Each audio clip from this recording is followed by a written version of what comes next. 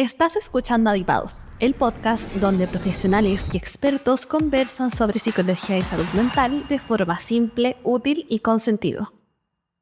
Hola a todos y todas, bienvenidos a Cuéntamelo Todo, el podcast de Adipa.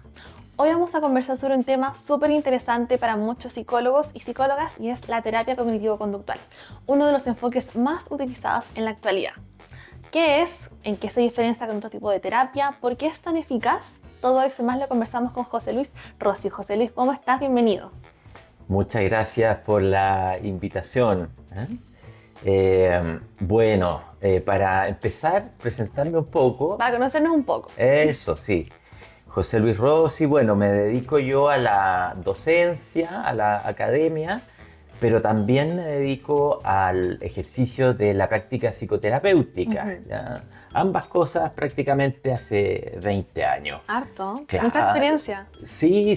Y trabajo en la Universidad de Chile, la Universidad Adolfo Ibáñez, y he tenido la experiencia de trabajar con pacientes de diversos ámbitos, incluso harto paciente complejo. Trabajé como 10 años en el Hospital Clínico de la Chile, en la unidad de psiquiatría, entonces tengo experiencia en ese ámbito, ¿no? Y complejo igual, es difícil. Sí, complejo, pero apasionante al mismo tiempo. Y formando estudiantes hace mucho tiempo, sobre todo en el ámbito de la terapia cognitivo-conductual. Perfecto. ¿Qué cosas te gustan hacer? ¿Algún hobby, un pasatiempo?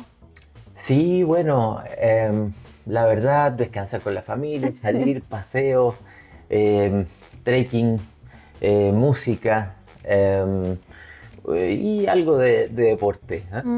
¿Qué deporte? Pádel y el trekking. Ah, perfecto. Oye, trekking, yo nunca he podido hacer trekking. No me da. Súper, bueno, gracias por presentarte, José Luis. Y comencemos entonces con esta entrevista que yo sé que le va a interesar a muchas personas acá. Primero quiero preguntarte qué es la terapia cognitivo-conductual y de qué manera se diferencia con otro tipo de enfoque.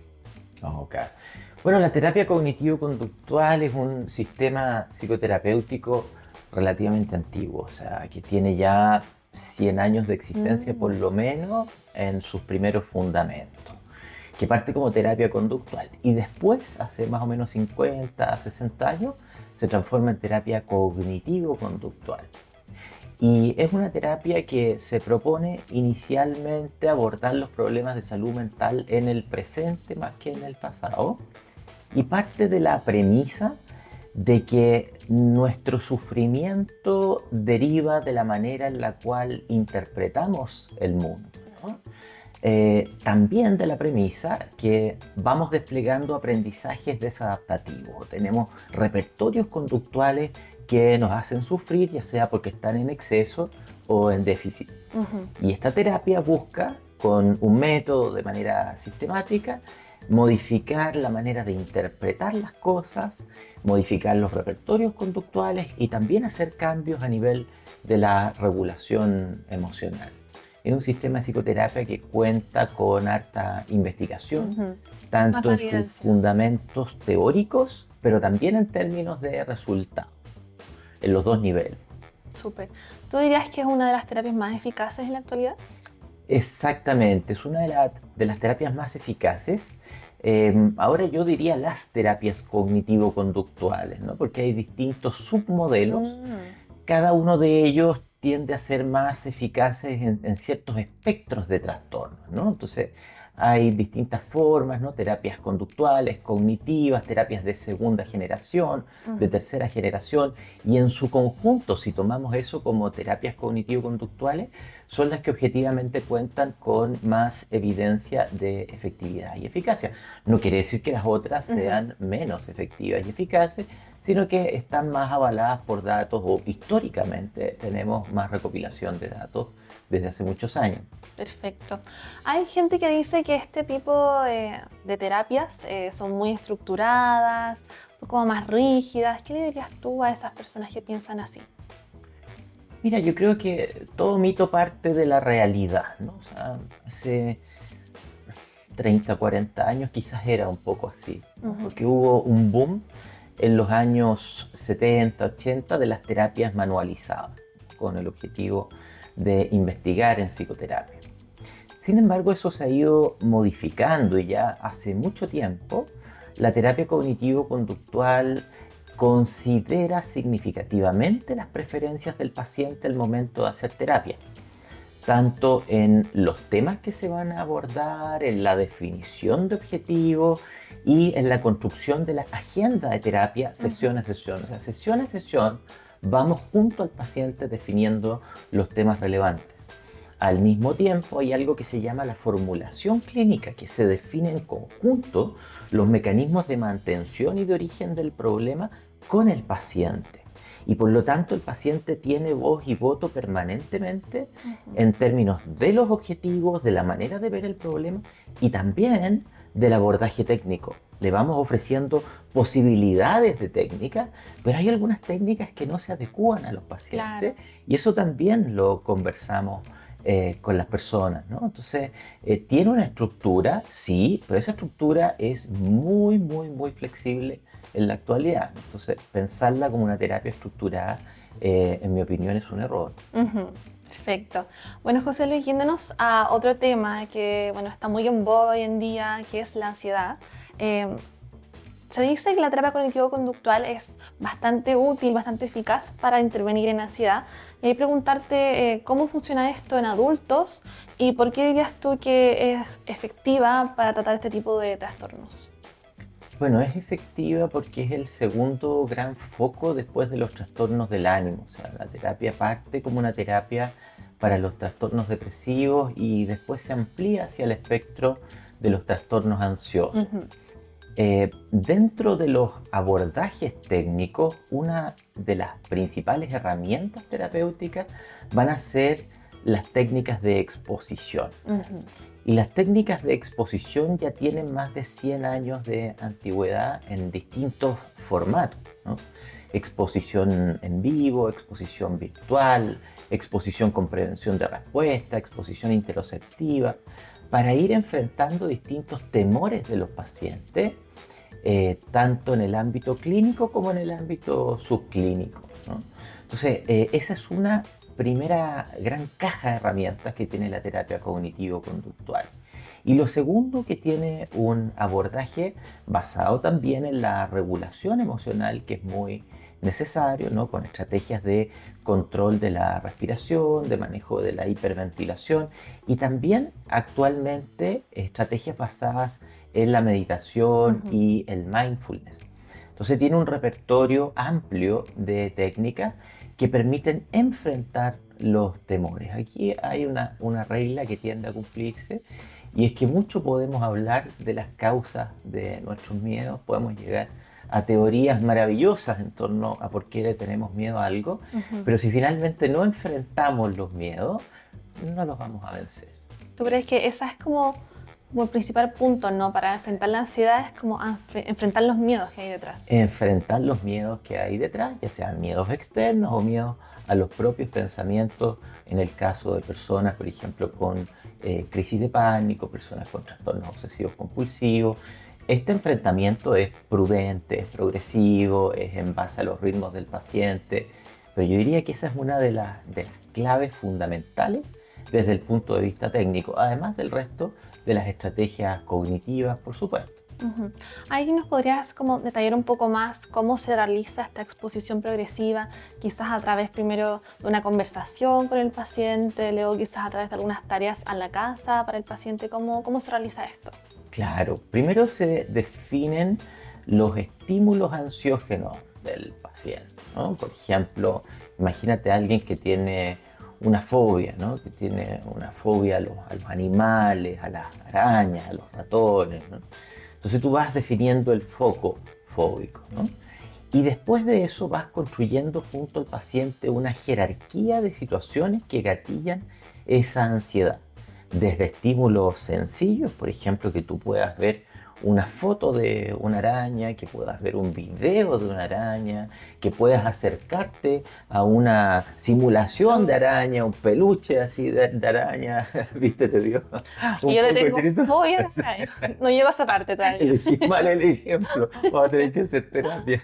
No. Entonces, ¿viste? Entonces, ¿qué es lo que pasa ahí? Tú vas de a poquito aproximándote hasta que la persona tenga un encuentro real cuando esté preparada con el objeto temido, ¿no? Entonces uno va de a poquito, pero eso va acompañado de otras técnicas, como las técnicas de regulación emocional, de control de la activación, de reestructuración cognitiva.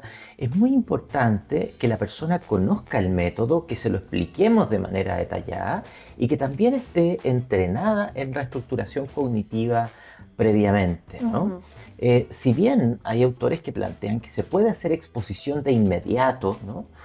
La investigación nos muestra que cuando el paciente conoce el método con anticipación y vamos respetando los tiempos de exposición, puede ser un poquito más lento, pero también es más seguro en términos de efectividad y eficacia, ¿no? Entonces ahí tiene algún ejemplo de cómo se puede aplicar. También en virtual hay técnicas maravillosas ahora donde tú puedes acceder a lentes, ¿no? Y como tú viste, cuando yo te mencioné araña, los seres humanos se nos activan los temores no solo por exponernos al estímulo, sino que cuando nos imaginamos el estímulo. Claro. Entonces, estar ante una imagen audiovisual en movimiento también es potente para evocar las sensaciones, ¿no? Súper. Y en esa misma línea, José Luis, se dice mucho que las terapias cognitivo-conductuales funcionan para poder reformular estos pensamientos negativos, pero ¿cómo hacen esto sin que suene como, oh, no, simplemente piensa positivo? Como tipo, si estás triste, no estés triste. Claro, ese es un riesgo siempre, ¿no? De decirle a las personas cómo tienen que pensar. Y ahí también hay una lectura imprecisa de la terapia cognitivo-conductual, porque los terapeutas cognitivo-conductuales no le decimos a la persona el contenido de lo que tienen que pensar, sino que los ayudamos a analizar los procesos de construcción de significado, ¿no? Y ver si esos pensamientos son pensamientos predominantemente adaptativos, que apuntan hacia sus objetivos personales o que están construidos en base a ciertos errores o ciertos sesgos que llamamos distorsiones cognitivas. Entonces el paciente va a ir sistemáticamente analizando si sus pensamientos se fundan en argumentos lógicos, en la evidencia y qué tan adaptativos son, ¿no? Lo importante es que las personas puedan aprender a pensar de un modo más realista. Y finalmente las conclusiones se sacan en conjunto con el terapeuta y se construyen pensamientos alternativos que sean creíbles para los pacientes. Si no sacamos conclusiones creíbles, probablemente no va a haber cambio. Y además esas conclusiones deben ser llevadas a la acción, ¿no? Esto implica poner a prueba los pensamientos que creamos y si estos pensamientos no son tan adaptativos, resignificamos y creamos otros pensamientos, ¿no? Hay que tener cuidado con el piensa positivo porque también induce la supresión del pensamiento. Exacto. Hay muchas personas que comienzan a sentirse mal por pensar negativo y se prohíben tener pensamientos. O sea, nosotros partimos de la premisa que buena parte de nuestros pensamientos son involuntarios, no decidimos lo que pensamos, pero sí tenemos, ¿no?, la virtud de poder resignificar esos pensamientos o reevaluarlos posteriormente, ¿no? Ahí tiene que ver quizá, bueno, es lo que yo he leído, donde uno pone la atención, ¿no? Que es como esta típica metáfora de que los pensamientos son como hojas y nosotros somos el observador que decide dónde poner la atención y a veces cuando ponemos la atención a cierta hoja y quizás un pensamiento negativo muy frecuente es ahí lo que nos produce la ansiedad, ¿no? Exactamente, ese concepto que tú dices es correcto, hablamos de sesgos atencionales, ¿no? Base a los sesgos atencionales podemos cometer errores interpretativos. Hay sesgos atencionales, hay sesgos de memoria, ¿no? Hay distorsiones cognitivas, ¿no? Entonces, si yo estoy continuamente poniendo la atención, por ejemplo, en el caso de los pacientes con ansiedad social, en los rostros de las personas al momento de hablar, y comienzo a interpretar cualquier señal, cambio, que la persona de enfrente me frunce el ceño, por ejemplo, ¿no? Yo podría estar demasiado pendiente, ¿no?, de las acciones del otro y sobreinterpretar. Entonces también algo que abordamos son los sesgos de atención al momento de sacar conclusiones. Súper, parece magia casi. Pero no es fácil, o sea, implica un reentrenamiento de la manera de pensar. Claro, y imagino que a algunas personas les cuesta mucho más eso. ¿Cuánto puede durar, a modo muy general, este proceso de recuperación de la ansiedad? Es una muy buena pregunta. Te hablo desde el punto de vista estándar, ¿no?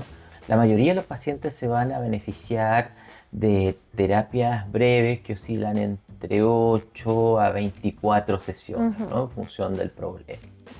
Ahora, estos rangos van a variar, incluso Claro. hay personas que necesitan menos sesiones porque tienen ansiedad más bien subclínica, ¿no? O que no tiene un diagnóstico formal, y otras personas que, si bien tienen ansiedad, van a tener también otros problemas, van a tener comorbilidades. Por ejemplo, la ansiedad es manejada con el consumo de sustancias, entonces tienes un paciente que abusa, por ejemplo, de la cannabis para regular la ansiedad, pero al mismo tiempo hay a la base un desorden de personalidad. Entonces la ansiedad puede ser la punta del iceberg de otras comorbilidades que a veces los terapeutas tenemos que enfrentar, ¿no? Entonces estos números son más o menos los números promedio a través de los cuales oscila la recuperación de la mayoría de las personas. Es importante que los pacientes tengan un rol muy activo, ¿no? Aquí no es que el terapeuta haga cosas al paciente, sino que lo desafía a hacer cosas distintas y le enseña habilidades. Y estas habilidades tienen que ser practicadas. Eso marca la diferencia en la velocidad de recuperación. Perfecto. Bueno, José Luis, ahí en la actualidad hay muchas personas que aseguran tener ansiedad o síntomas de ansiedad, incluso si no han ido nunca a un especialista. Entonces ahí preguntarte cuándo estos posibles síntomas pueden confirmarle a una persona que realmente necesita ayuda psicológica de parte de un profesional. Es un buen punto. Claro, o sea, muchas personas afirman tener ansiedad, ¿no? U otros problemas de salud mental. A propósito que tenemos mucho acceso a información y las personas también se autodiagnostican en la lógica de tener explicaciones para aquellas cosas que les ocurren, ¿no? La ansiedad es parte de la vida misma, o sea, si no tenemos ansiedad tenemos un problema, porque necesitamos tener ansiedad para poder detectar oportunamente aquellos focos problemáticos en nuestra adaptación, ¿no? Entonces, es una respuesta emocional adaptativa y es un fenómeno existencial humano que es transcultural. Además, es una emoción básica, o sea, nosotros nacemos con ansiedad, miedo, angustia, que son parte del mismo fenómeno con distintas connotaciones. Entonces, es adaptativo tener ansiedad. Pero si la ansiedad comienza a generarme un sufrimiento importante, al punto de que me dificulta la ejecución de las tareas, al punto que fomenta conductas de escape o evitación, ¿no? Ejemplo, yo le tengo fobia a las alturas, entonces tú me dices que esta entrevista es en el 4.º piso y podría ser que yo te dijera, mira, a última hora no nos juntemos porque me enfermé, te fijas. Entonces puedo empezar a no tener responsabilidad en cumplir los compromisos, no porque no quiera, sino porque no puedo. La ansiedad obstaculiza el enfrentar situaciones y empiezo a evitar. También la prevalencia de síntomas neurovegetativos, o sea, que empiezan a aparecer molestias gastrointestinales, contracturas musculares, dolores de cabeza, ¿no? Bruxismo, en fin, todo lo que se llama correlatos somáticos de la ansiedad. Y en general la ansiedad patológica comienza a interferir en mis objetivos porque tiende a ser desproporcionada a la magnitud de la amenaza. O sea, la amenaza la percibo como demasiado grande y yo me percibo muy pequeño al momento de enfrentarlo. Es decir, hay un error interpretativo en términos de mis habilidades y la complejidad de la situación, ¿no? Entonces, eso fomenta el escape, la evitación y otro tipo de conductas que pueden ser problemáticas. Así que es importante consultar. De hecho, la ansiedad y los trastornos del ánimo son dos de los cuadros más prevalentes en la actualidad, ¿no? Y muchas personas la padecen y además la normalizan, ¿no? Dicen, yo toda la vida he sido ansioso. Claro, Entonces, eso es normal. exactamente, pero cuando consultan con nosotros, bueno, ahí tenemos la tarea de ver si efectivamente es normal y es parte de la vida o si está cumpliendo criterios, ¿no? Para hacer un diagnóstico clínico. Perfecto. Y ahí, ¿qué consejo le podrías dar tú a personas que quizás no están como en ese nivel en que necesiten ayuda profesional, sino que están en un nivel donde su ansiedad quizás está en los rangos normales, pero un poquito más como tirada a lo alto? ¿Qué pueden hacer ellos en su día a día para ir regulando la ansiedad de modo que no les perjudique? Muy bien, interesante pregunta. Bueno, eh, se puede acceder a material en la web, material psicoeducativo, Ujú. con respecto a qué es lo que es la ansiedad, cómo funcionan, cuáles son los mecanismos, ¿no? Hay distintas páginas, ¿no? Información disponible, por ejemplo, del Instituto Beck en Filadelfia, que tiene material de Ujú. psicoeducación para las personas, el Instituto MIDAP, por ejemplo, aquí en Chile, que también tiene herramientas de psicoeducación. También se pueden aprender pequeñas prácticas guiadas de meditación, de Ujú. relajación, de control de la respiración, cambios de hábitos, ¿no? Evitar la sobrecarga laboral, regular las rutinas, cuidar las horas de sueño. Es fundamental cuidar las horas de sueño porque cuando dormimos mal o dormimos poco, Se nota. también nuestra ansiedad se exacerba, o sea, el umbral de nuestro cerebro para experimentar ansiedad disminuye y tenemos menos recursos cognitivos para poder enfrentarlo, ¿no? Súper. La alimentación saludable es importante también y el deporte, ¿no? El Muy deporte, importante. sí, dentro de las guías clínicas para ansiedad y depresión, en la actualidad son también una forma de Súper. el darse un espacio para tener hobbies, ¿no?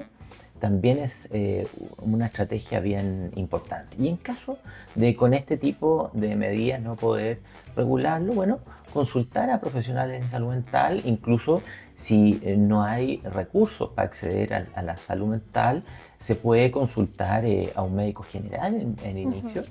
que podría detectar necesidades de atención, ya sea psiquiátrica o psicológica, y brindar un tratamiento inicial antes del acceso a salud mental. Súper. Y ahí solamente para acotar en el punto de hacer deporte, para aquellas personas que quizás tienen alguna discapacidad o adultos mayores, por ejemplo, ¿sirve salir a caminar o necesariamente tenemos que practicar como cardio o cosas que nos hagan hacer más esfuerzo? No, las caminatas son maravillosas, ¿no? O sea, también activan el sistema cardiovascular, ¿no? Y eso favorece una serie de cambios en nuestro sistema desde el punto de vista neurofisiológico, ¿no? La liberación de ciertos neurotransmisores, incluso la neuroplasticidad. Entonces Mm. pueden generarse cambios estructurales del sistema nervioso central por el hábito de caminar, ¿no? Que el hábito de Ujú. caminar lo tenemos incorporado hace mucho tiempo, o sea, nuestra especie, ¿no? Desde el punto de vista filogenético, los sapiens, tenemos 80.000 años, Ujú. pero antes tenemos otros antepasados y la gran mayoría caminaban kilómetros de kilómetros. El cuerpo humano está preparado para hacer ejercicio, para caminar. Entonces es un Perfecto. hábito que no tenemos que perder, sobre todo si esto se realiza al aire libre. Hay investigación actual que muestra que los beneficios, ¿no? De tener caminatas al aire libre son mayores para la salud mental en comparación con estar en una En el caminata. gimnasio, por ejemplo. Ujú. Entonces, Perfecto. es una muy buena estrategia la que tú sugieres, ¿no? Súper. Y por último, José Luis, para ir cerrando esta entrevista, preguntarte cuál es el rol o de qué manera puede beneficiar estas terapias cognitivo-conductuales en la prevención de que vuelva a aparecer quizás síntomas de ansiedad más grave una vez que ya está controlado. Y también preguntarte cuál es el rol de estas tareas para la casa o estas prácticas que hacemos nosotros después de cada sesión o una vez que nos dieron de alta. ¿Cómo funciona eso? Muy bien. Una parte fundamental de la terapia cognitivo-conductual es la prevención de recaídas, ¿no? Ujú. Y en la prevención de recaídas ocupamos distintas estrategias. Primero, instamos a los pacientes a tener registro de la sesión. En las sesiones hacemos resúmenes en conjunto y es bueno que la persona vaya tomando notas de lo que aprende en las sesiones. El tener un bloc de notas en el celular o un cuaderno, una libreta, va a ayudar a la persona cuando ya no esté en terapia a recordar algunas de las estrategias que aprendió. Entonces, ese es un primer punto, ¿no? Un segundo punto, seguir practicando las estrategias de reestructuración cognitiva y de exposición más allá de que me sienta predominantemente bien. Eso también favorece la prevención de recaídas, ¿no? Es súper importante también identificar cuáles son los signos prodrómicos que me llevaron a consultar. Me explico, que la persona tenga muy claro cómo inició el episodio anterior y cuáles son los indicadores de que no está pudiendo manejarlo. Por ejemplo, en alguien con un trastorno de pánico, ¿no?, que se está demorando mucho tiempo en poder regular el control de las crisis de pánico, ¿no? Entonces, y eso que le está tomando mucho tiempo está haciendo de que aparezcan nuevamente conductas de evitación que no está pudiendo modular, ¿no? Entonces, tenemos que hacer un perfil individualizado donde cada persona sepa cuáles son los signos de recaída. Y ahí muchas veces no es necesario iniciar una terapia completa. El paciente puede consultar con nosotros 2, 3 sesiones de refuerzo para ayudarlo a reformular el problema, ver por qué no están funcionando algunas estrategias o tal vez de cuáles estrategias no se acuerda, no está aplicando bien, para poder prevenir una recaída completa. Y en el caso de los pacientes que requieren coterapia farmacológica, también es importante fomentar la adherencia a la terapia y que si en algún momento van a retirar los fármacos, que lo hagan de manera asistida junto a su médico, porque esa también es una causa importante de recaída, ¿no? Que las personas quedan con tratamiento de mantención de psiquiatría, pero lo interrumpen antes, ¿no? Y eso también favorece recaída. Entonces es un punto también muy relevante a considerar. Súper. Bueno, José Luis, muchas gracias por todo este conocimiento que nos compartiste. Sin duda va a ser muy útil para todos aquellos profesionales que nos están escuchando, incluso personas que quizás no son profesionales de la salud mental, pero que de todas maneras les interesa este tema. Así que por último te quiero dar la palabra para que tú puedas compartir algún mensaje a quienes nos escuchan. Muy bien. Muchas gracias a ti por la invitación, ¿no? Muy agradable la conversación y espero que sea útil, ¿eh?, lo que hemos transmitido acá, ¿no? Finalizaría diciendo de que es importante tener conciencia oportuna cuando uno está sufriendo, ¿no? El malestar es parte de la existencia, pero si ese malestar se empieza a prolongar, no soy capaz de manejarlo por mí mismo, ¿no?, y al mismo tiempo esto está causando problemas y está deteriorando mi calidad de vida, que las personas no escatimen en consultar a salud mental, ¿no? El consultar a tiempo puede marcar la diferencia en términos de los costos de tratamiento y del pronóstico de mi problema. Y para eso es bueno informarse en profesionales que están capacitados en el manejo de ciertos cuadros específicos, ¿no? Entonces es bueno indagar también cuál es la formación de los terapeutas con respecto al manejo. Yo recomiendo ampliamente la terapia cognitivo-conductual cuando hablamos de problemas como ansiedad, trastornos del ánimo, trastornos por adicción a sustancias, desórdenes de personalidad, entre otros, ¿no? Entonces el poder orientar la ayuda de manera eficaz, ¿no?, puede marcar la diferencia. Así que ese es mi mensaje, no temer a consultar oportunamente. Súper, bueno, nos quedamos nosotros con este mensaje y te agradecemos nuevamente por venir a Cuéntamelo Todo a IPA, y nosotros nos vemos en un nuevo capítulo de Cuéntamelo Todo. Recuerden que pueden seguirnos en todas nuestras plataformas, así como en Spotify, YouTube y nadipa.cl/adipados para no perderse ningún detalle de los próximos capítulos.